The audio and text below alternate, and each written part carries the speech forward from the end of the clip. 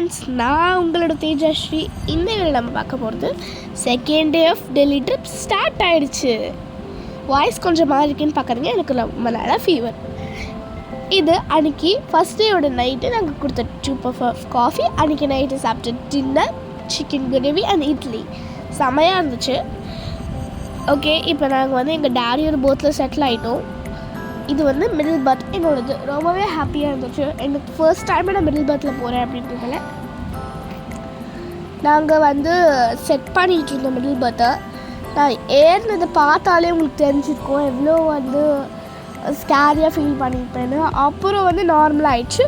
இப்போ நாங்கள் சென்னை சென்ட்ரல்லேருந்து விஜயவாடாவுக்கு நாங்கள் போயிட்டுருக்கோம். அது மார்னிங் ஆகிடுச்சு. சன்னை பாருங்களேன் எவ்வளோ ஆரஞ்சிஷாக அழகாக இருக்குது. அப்படியே எடுத்து சாப்பிடணும் போல் இருக்குங்க. இதில் உங்களுக்கு இன்னொரு சர்ப்ரைஸ் இருக்குது, அதை நான் உங்களுக்கு அப்புறமா சொல்கிறேன். ஃபஸ்ட்டு இதை பாருங்கள், செம வியூவில் எனக்கே ரொம்ப பிடிச்சிருந்துச்சுங்க. அழகாக இருந்துச்சு. இந்த மாதிரி நிறைய ட்ரீஸ்லாம் பார்த்து ரொம்ப நல்லாச்சு.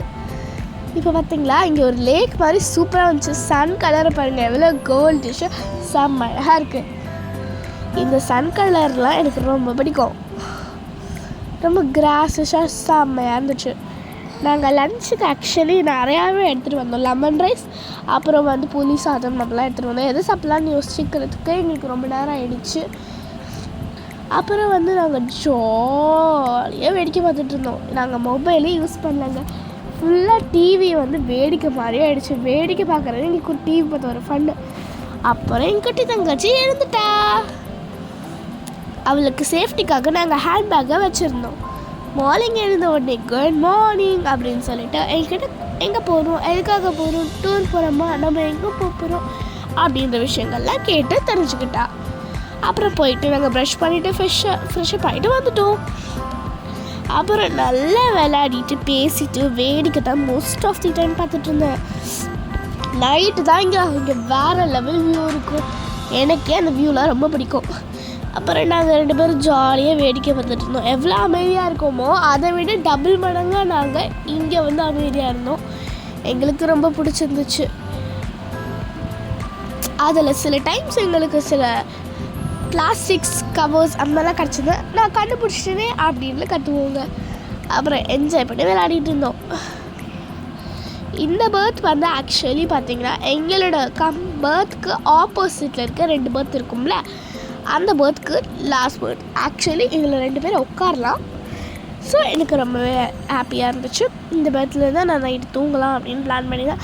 But it's not working. So நான் மிடில் பர்த்தில் படுக்கிற லெவலுக்கு போயிடுச்சு.